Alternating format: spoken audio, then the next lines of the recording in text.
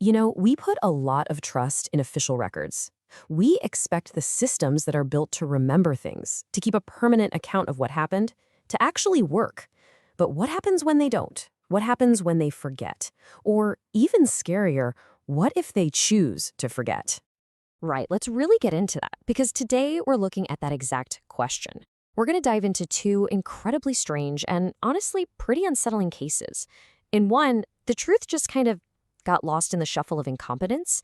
In the other, it was deliberately, methodically destroyed. So, meet our two central figures. On one side, you've got Alberto Daniel Hill, an ethical hacker down in Uruguay. His case files, they basically just dissolved into this digital black hole. And on the other side, we have Brandon Beak, a police officer in California whose disciplinary records were intentionally torched to avoid public scrutiny. Two very different men on two different continents, but they share this one unbelievable reality. Their official history was wiped clean. All right, so let's rewind and start at the beginning. We need to look at the official stories, the narratives that the authorities put out there that kicked this all off. The initial stories seemed pretty simple, right? And very damning.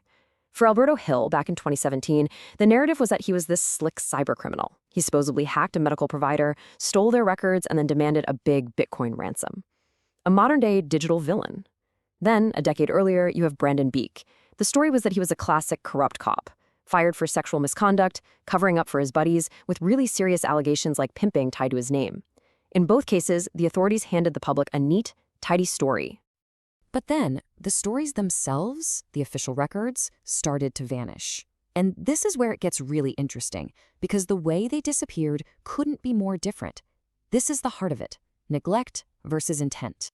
Let's start with Alberto Hill. The official case against him, which was called Operation Bitcoins, didn't just get archived or misfiled. It fell into what you can only describe as a digital black hole. This wasn't some shadowy conspiracy, it was a system just completely failing. And I mean, when I say failing, it's almost comical how badly it failed. Try to find any public record of Operation Bitcoins. It's not there. The whole press release archive is just broken.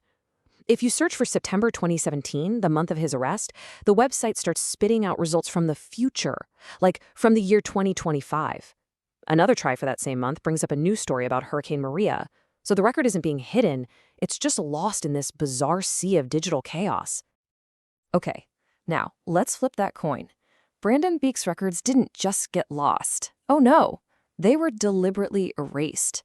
This was a calculated, strategic move by his own department. And the timeline here just lays it all out, plain as day. A brand new law was coming that would make police misconduct records public. So, what happens? Just a few weeks before that law goes into effect, the Inglewood Police Department has a bonfire. They destroy hundreds of files, including exactly the kind of records that would have detailed Beak's case. See, this wasn't neglect. This was a preemptive strike against accountability. So you see, these vanishing files, they're not isolated incidents. They're actually symptoms of much deeper problems within these institutions. One was a system in crisis because of technological incompetence. The other, a system in crisis because of deep-rooted corruption. To really wrap your head around the level of corruption at Brandon Beak's department, you have to look at the patterns. Between 2003 and 2008, a staggering 5 out of the 11 people shot and killed by Inglewood PD officers were unarmed. Let that sink in. This wasn't just a few bad apples. This was a full-blown crisis, so bad that it actually triggered a federal investigation. And yeah, that investigation, it confirmed everybody's worst fears. The Department of Justice came in and found systemic deficiencies. Things like super vague use of force policies and massive conflicts of interest. It was basically the perfect breeding ground for misconduct to thrive, and for the records of that misconduct to be seen as a threat that needed to be eliminated. Meanwhile, in Alberta Hill's world, the crisis was one of basic competence. The so-called evidence against him was a joke. The firewall logs they said proved he hacked in, they actually showed all his connections were dropped. He never even got past the front door. And the ransom email, it was a printout, not a digital file. And you can't make this up, it didn't even have a Bitcoin address to send the ransom to. The entire case was built on a complete and total misunderstanding of how any of this technology works.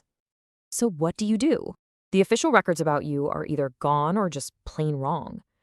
Both of these men were left with this permanent stain on their reputation, and they had to fight back in completely different ways. For Brandon Beak, even with the files destroyed, one thing stuck. He landed on something called the Brady List. Now, this is a big deal. It's an official list that basically tells every prosecutor out there that this officer's history of dishonesty makes him an unreliable witness in court.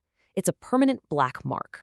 Alberto Hill had to build his own record from scratch. He lived by this idea: don't trust words, doubt actions, but always look at the patterns.